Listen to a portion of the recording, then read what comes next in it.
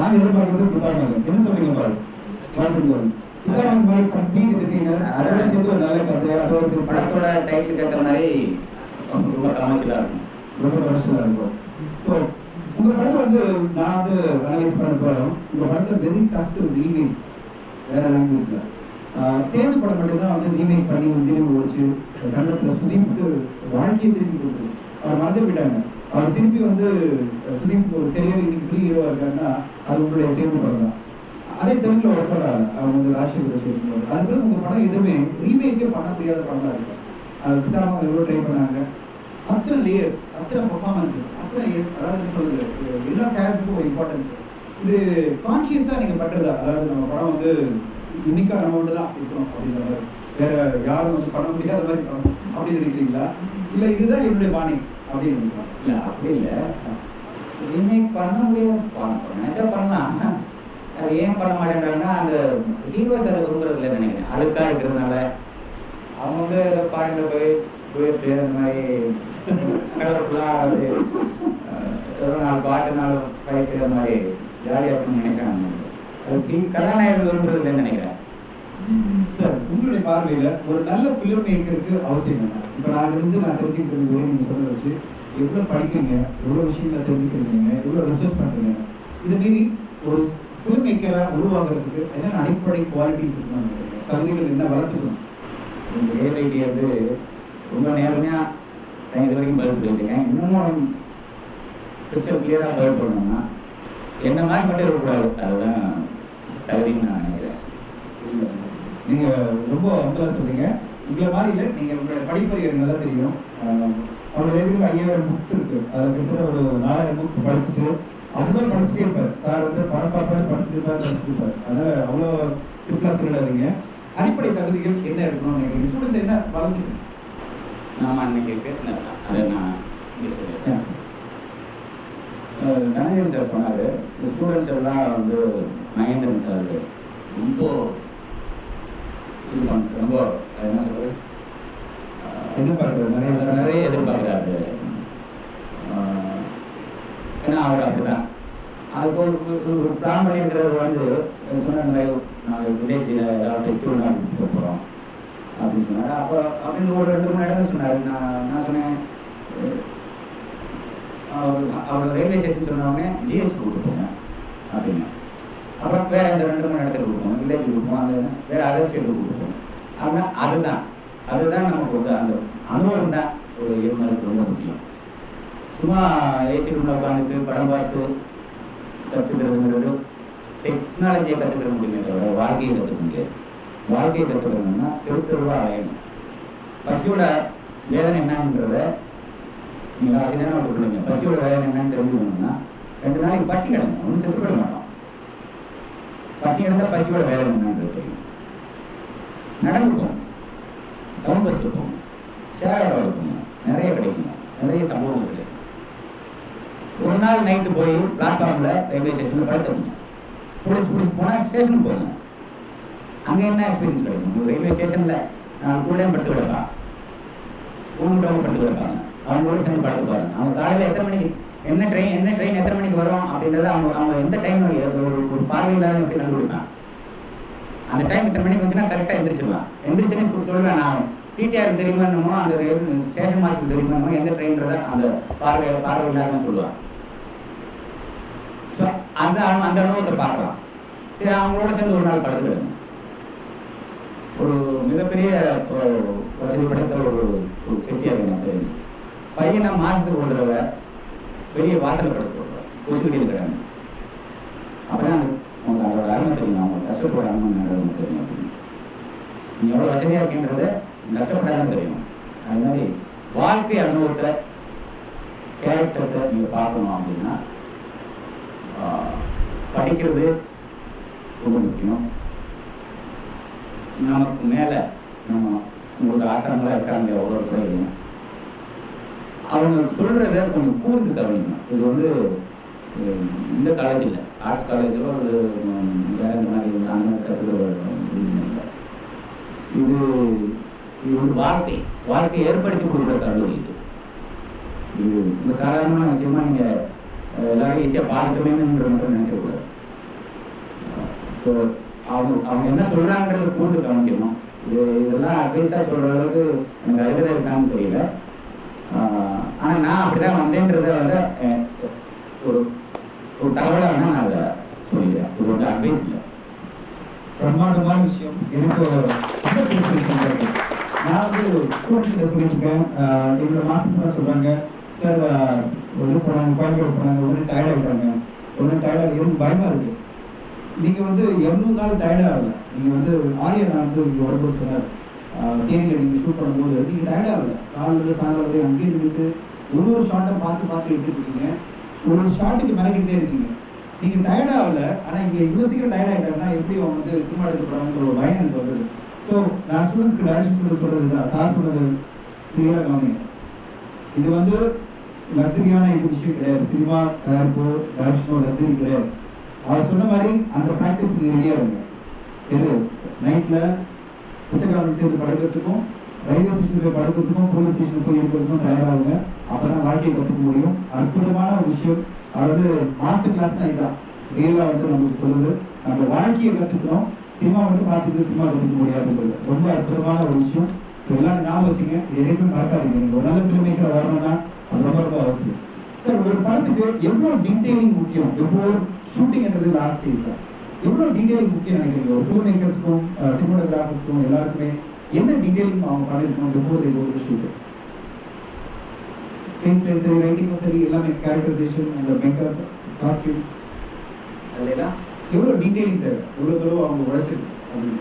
அது தனி மனித உழைப்பு தான், இயக்குனரோட தனி மனித உழைப்பு தான். அது டீட்டெயில் வேணும்னா உங்களுக்கு என்ன, ஒரு டைரக்டருக்கு என்ன வேணும் அப்படிங்கிறத நீங்களே ரைட்டராக இருக்கிறபோது நீங்கள் தான் வந்து ஒரு சினிமாவோட எனக்கு இது வேணும் அப்படின்றத நீங்கள் முதல்ல மைண்டில் ஓட்டிடணும். உங்களோட கேரக்டர் நீங்கள் படைச்ச அந்த கதாபாத்திரம் என்ன மாதிரி லுக்கில் இருப்பான், என்ன மாதிரி எவ்வளோ டார்க்காக இருப்பான், எவ்வளோ இந்த கொஞ்சம் லைட் ஷேடாக இல்லை பிரைட்டாவா, என்ன மாதிரி காஸ்ட்யூம் போட்டிருப்பான், இதெல்லாம் வந்து நீங்கள் மனசில் ஏற்றிட்டு எனக்கு இது மாதிரி தான் வேணும்னு மற்ற டெக்னீஷியன்ட்ட சொல்லணுமே தவிர அவங்க இதை செய்யட்டும், அதில் நான் எதை எனக்கு பிடிச்சிருக்கோ நான் எடுத்துக்கிறேன் இல்லை.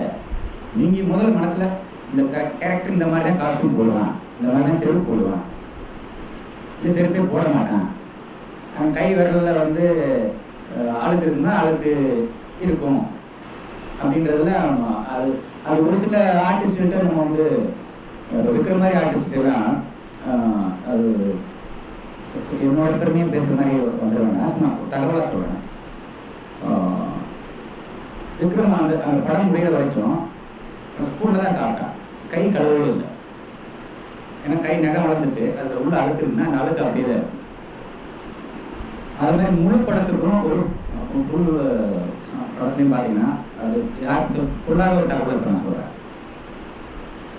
ஒரு ஃபுல்லர் போட்டிருந்த ஷார்ட் ஆனவங்க நீங்கள் அந்த படத்தை ஒரு மாதிரி தான் பார்த்து சொல்லி பாருங்க. ஒரு ஷார்ட்டில் கூட கண் சிமிட்டிருங்க. படம் முழுக்க கண் சிமிட்டல்ங்கிறதே கிடையாது. ஒரு பிளிங்க் கண்டுபிடிக்க முடியாது. அதுக்கு ஒரு டார்கெட்டாக வச்சு பண்ணணும். அதை வெளியே சொல்லலை.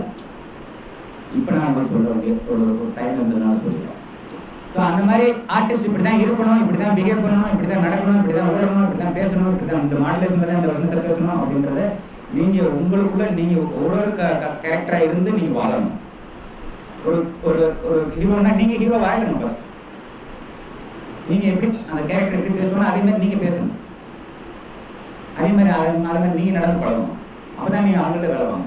ஒரு நியூ ஹீரோவை போட்டீங்கன்னா எக்ஸ்பீரியன்ஸ் ஆர்டிஸ்ட்னா பரவாயில்ல, நியூ ஹீரோவை போடும்போது நம்ம தான் சொல்லிக் கொடுக்கணும். இப்போ சினிமாவோட வர பிறகு உங்களுக்கு என்ன வேணுன்றதை நீங்கள் சொன்னாலும் அவளுக்கு புரியும். அதே மாதிரி தெரியாத விஷயங்கள்னு ஒன்று இருக்குது. ஃபஸ்ட்டு ஃபிலிமில் எடிட்டிங்லாம் நீங்கள் கற்றுக்குறீங்க. தெரியாத விஷயங்கள தெரியாது அப்படின்றத ஒத்துக்கிறக்கூடிய மனப்பக்குவம் இருக்கும். எனக்கு எல்லாம் தெரியும்னு தலையில் ஏறிடுச்சுன்னா அதுதான் அவங்களோட வீழ்ச்சியோட முதல் படின்னு அர்த்தம். எனக்கு எதுவுமே தெரியாது, நான் இனிமேல் கற்றுக்கிட்டு இருக்கேன், நான் பின்னாடி வரவங்கள்டெல்லாம் கற்றுக்கிட்டு இருக்கேன்னு பாலச்சந்தர் மாதிரி பாலச்சந்தர் சார் மாதிரி 100 படங்கள் டைரக்ட் பண்ண முடியாது. கடைசி வரைக்கும் அவர் கற்றுக்கிட்டே தான் இருப்பார். சினிமாவை வந்து கற்றுக்கிட்டேன்னு எவனால் ஒன்று சொன்னாங்கன்னா அவன் மாதிரி முட்டாள் எவனே முடியாது. சினிமாவை கற்றுக்கவே முடியாது. ஒரு வாழ்க்கை கூட கற்றுக்கிட்டே இருக்கணும். 7 ஜென்மத்துக்கு கற்றுக்கிட்டே தான் இருக்கணும். சார், ஒரு இந்த படத்தில் நடிக்கிற நடிகர்கள்லாம் வந்து வேற ஒரு நடிப்பு பரிமாணத்துக்கே போயிடுறாங்க. எல்லாருமே பெஸ்ட் ஆக்டர் அவார்டு கிடைக்க வேண்டிய சுச்சுவேஷன். ஆர்யா கிடைச்சிருக்கணும், பூஜா கிடைச்சிருக்கணும், அதே மாதிரி நந்தால சூர்யா சாருக்கு வந்து திருப்பி அவார்டு கிடைச்சிருக்கு, ஆக்ஷன் நேஷனல் அவார்டு கிடைச்சிருக்கணும். எப்படி இந்த மாதிரி ஒரு பெர்ஃபார்மன்ஸ் நீங்கள் கொண்டு வரீங்க?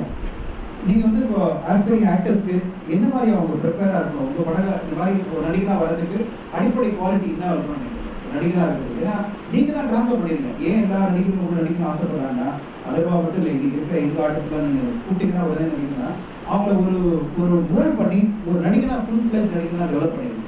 என்ன அந்த டீச்சிங்? ஒரு டீச்சிங்லாம் ஒன்றும் இல்லை. தான் ஒரு நடிகன் அப்படின்ற ஒரு எண்ணத்தோட என் முன்னாடி வந்து நிற்கக்கூடாது.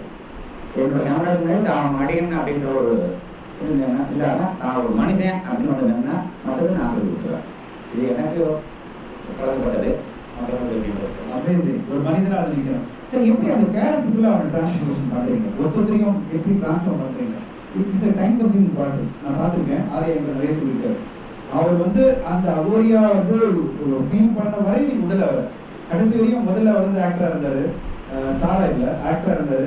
ஆக்டராக இருந்தாலும் மனுஷனை மாற்றி அது போய் அகோரியா மாற்றி எப்படி அந்த ப்ராசஸ் அவர் என்ன சொல்லும்போது அப்படியே பெருமிச்சு போயிட்டு நான் இன்னொருத்தரும் எப்படி நீங்கள் வந்து ஒரு டிரான்ஸ்ஃபர்மேஷன் கொண்டு வரீங்க மனுஷன்? இல்லை, அதுக்கு அவங்களோட கோஆப்ரேஷனையும் சும்மா சொல்லக்கூடாது. ஆர்டிஸ்டோட எனக்கு அமைஞ்சது வந்து எனக்கு இது கஷ்டம்னு யாரையும் என்கிட்ட சொன்னதில்லை. அதனால நான் அதை ஒரு லக்கின்னு சொல்லலாம். எனக்கு கிடைச்ச ஆர்டிஸ்ட் எல்லாருமே உயிரை அவங்களோட பாதி உயிரை எனக்கு கொடுத்துட்டாங்க. பாதியால எடுத்துட்டா அந்த தலைகளாக நிற்கிறதுன்றது நான் கால் ஒரு மணி மடக்க தான் சொன்னேன்.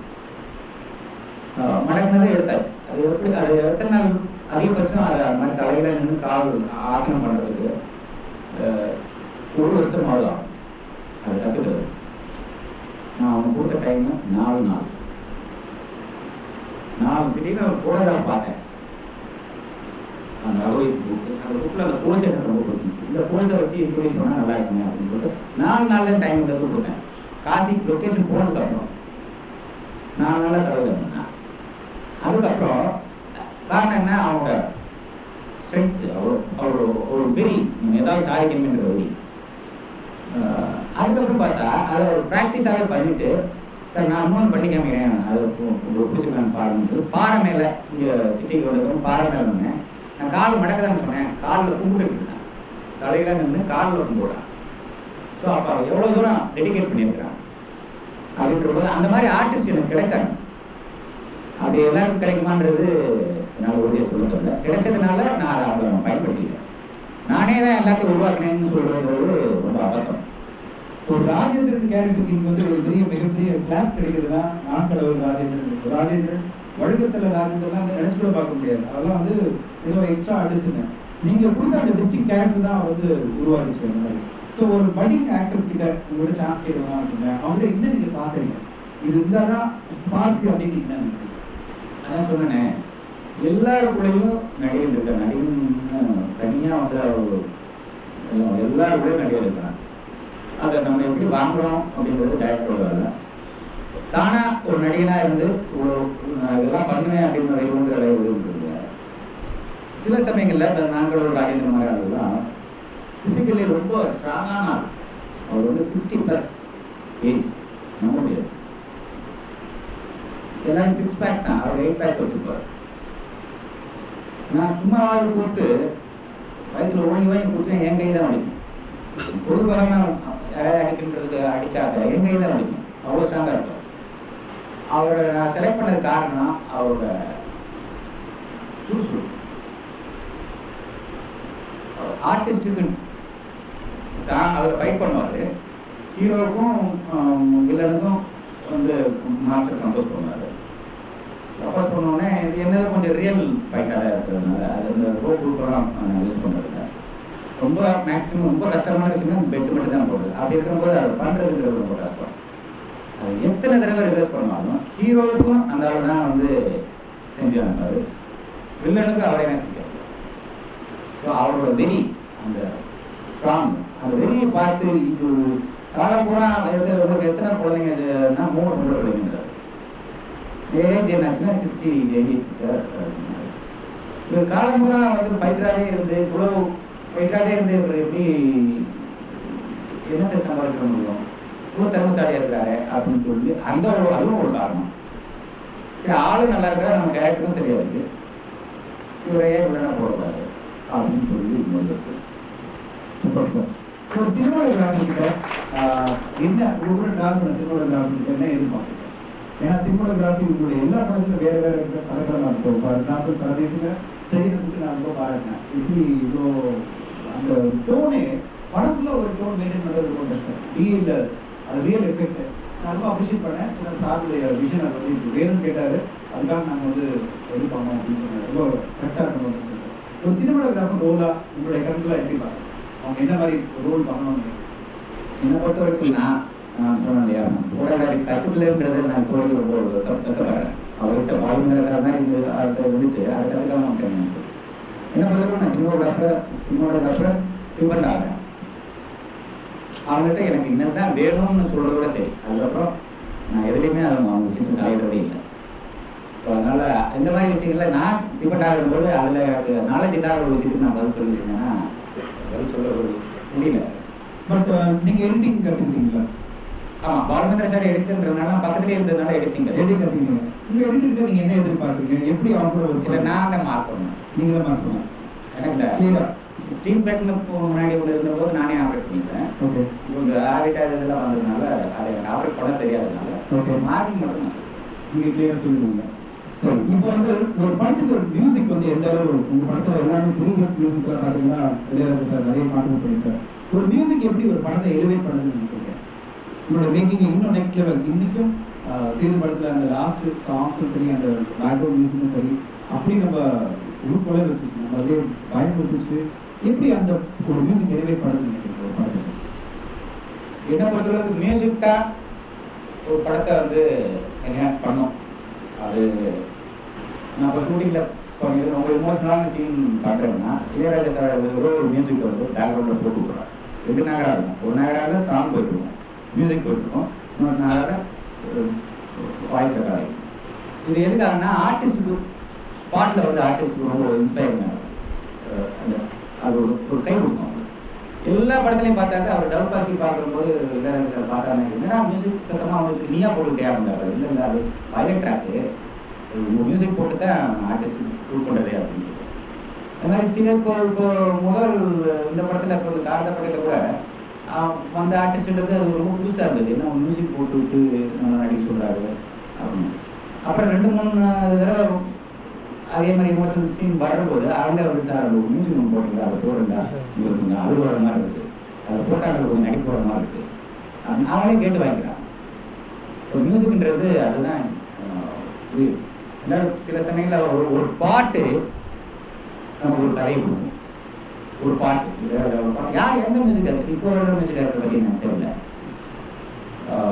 தரமான இசைன்னா ஒரு பாட்டு நமக்கு வந்து ஒரு கதையை, ஒரு முழு படத்தோட கதையை நமக்கு கொடுக்கும். இவங்க நினச்ச படம் அந்த குருமாண்டியில் நேற்று அந்த ஒரு பாட்டு கேட்டேன், மாடலில் கமலாசன் பாடின பாட்டு. அந்த பாட்டை கேட்டால் எனக்கு அதுலேருந்து 3 கதை கிடைக்குது. என்னோட அனுபவத்தை வச்சு, என்னோட சொந்த அனுபவங்களையும் சேர்த்து அந்த பாட்டை கேட்டால் எனக்கு 3 கதை கிடைக்கிற மாதிரி இருக்கு அந்த பாட்டு. அந்த பாட்டை கேட்டு பாருங்க. நேற்று நான் அந்த பாட்டை மொத்தம் 20 தடவை கேட்டுருப்பேன். அப்புறம் இந்த மாதாவின் கோவிலிலேன்னு ஒரு பாட்டு, என்ன படம்னு தெரியல, அது Ilaiyaraaja sir music, Vaali sir எழுதுங்க. அந்த லிரிக்கு கேட்டு பாருங்க. அந்த பாட்டையும் அந்த லிரிக்கோட அர்த்தத்தையும் கேட்டுனா நம்ம கண்ணுலேருந்து தாரையாக தண்ணி ஓடும். அப்படி ஓடலைன்னா நம்ம மனசு பிறகே இல்லை. நம்மளோட கிரியேட்டர்னு சொல்லிக்கிறதுக்கே நமக்கு அழுக கிடையாது. சுலபமாக அழுகணும், சுலபமாக சிரிக்கணும், ரெண்டுமே வந்து ஒரு கிரியேட்டருக்கு ரொம்ப முக்கியம். சுலபமாக நினைச்சு சொல்லணும், சுலபமாக அடிக்கணும், வயலன்ஸ் இருக்கணும். மனசுக்குள்ள வெறி எவ்வளோக்கு வெறி இருக்கோ அவ்வளோக்கு மென்மையான உணர்வுகள் இருக்கும் அப்படிங்கிறது என்னோட சொந்த அபிப்பிராயம். ஸோ இதைத்தான் நீங்கள் ஃபாலோ பண்ணீங்கன்னா என்ன மாதிரி பேர் எடுத்து போகப்படுது. அது இல்லை சார். கிரிட்டிசிசம் எப்படி எடுத்துக்கிறீங்க? உங்கள் படங்களுக்கு வர கிரிட்டிசிசம், உங்களை பற்றி வர கிரிட்டிசிசம் பற்றி, ஜெனரல் கிரிட்டிக்ஸ் பற்றி உங்களோட அபிப்பிராயம், உங்கள் படங்களை பற்றி? இல்லை, என்னோட படத்தை பற்றி பத்திரிகையில் படிக்கிறது அது இது விமர்சனங்களை விட்டுருங்க, டிவியில் சொல்கிறதா இருக்குதுலாம். இப்போ யாராவது என்கிட்ட வந்து படத்தை பற்றி உயர்வாக பேசுனாங்கன்னா அந்த விஷயத்தில் விட்டுருங்க. குறை என்ன இருக்குது அது முதல்ல சொல்லுங்க. ஏன்னா அவங்க பார்வையில் என்ன குறை இருக்குது, அந்த குறைய சொன்னாதான் நம்ம திருத்திக்கிற முடியும். உயர்வாக வந்து நம்மளை வந்து இப்போ விமர்சனம் பண்ணுறாங்களேன்றதுக்காக நம்ம தலையில் ஐஸ் வச்ச மாதிரி மண்டே ஆட்டிட்டு இருந்தோம்னா நம்ம முன்னேற மாட்டோம், அப்படியே உட்கார வச்சுருவாங்க. அது காது விட்டதே கேட்கக்கூடாது. இந்த காதில் வாங்கி இந்த காதில் விட்டுருங்க. உயர்வாக பேசுகிற விஷயங்களை விமர்சனம் பண்ணுறது குறையில மாத்திரமே கேட்டுக்கிட்டா தான் அந்த குறையில நிவர்த்தி அடுத்த படத்தை நம்ம நிவர்த்தி பண்ண முடியும். 16 வருஷம் சினிமாவில் வந்து பிஃபோர் சேது பாலா சார் எப்படி இப்போ 16 வருஷம் கழிஞ்சு எந்த அளவு நீங்கள் வந்து வாழ்க்கையை பார்க்குறீங்க, சினிமாவில் உங்களுடைய பயணத்தை பற்றி இன்னைக்கு வந்து டாப் 5 டைரக்டர்ஸ் அப்படின்னு வரும்போது பாலா சார் எந்த வருஷம் இருந்தாலும் சேது வந்த பிறகு டாப் 5 தான் உங்களை பண்ணுவாங்க. ஸோ எப்படி அந்த ஒரு பொசிஷனை பற்றி, அந்த அபிப்பிராயம் பற்றி, அந்த மதிப்பை பற்றி நீங்கள் ரொம்ப நான் இழந்துட்டேன்னு தான் சொல்ல முடியும். பொருளாதார ரீதியாக நான் வந்து என்னோட வறுமையிலேருந்து சினிமா வெற்றியை அடைஞ்சதுன்றது வந்து என்னோட வறுமையிலேருந்து நான் தப்பிச்சுட்டேனே தவிர, பட் என்னோட வாழ்க்கையை நான் இழந்துட்டேன். என்னோட பழைய அனுபவங்களை வச்சு தான் நான் இப்போ திரும்ப கதை பண்ண வேண்டியது, படம் பண்ண வேண்டியதாக இருக்கே தவிர, இப்போ புதுசாக எனக்கு எந்த அனுபவமே எனக்கு கிடைக்க மாட்டேங்குது. இப்போ என்னால் நான் ஏதாவது ஒரு புதுசாக ஒரு அனுபவம் கற்றுக்கணும்னா என்ன முகம் தெரியாத நான் ஒரு ஊருக்கு போக வேண்டியது. அந்த ஊரில் என்னோட கல்ச்சர் இல்லை. என்னோட கல்ச்சரை பற்றி நான் படம் எடுக்கணும்னா நான் போய் இப்போ பிளாட்ஃபார்மில் என்னால் படுக்க முடியலன்னா சுகவாசின்னு சொல்லுவாங்க.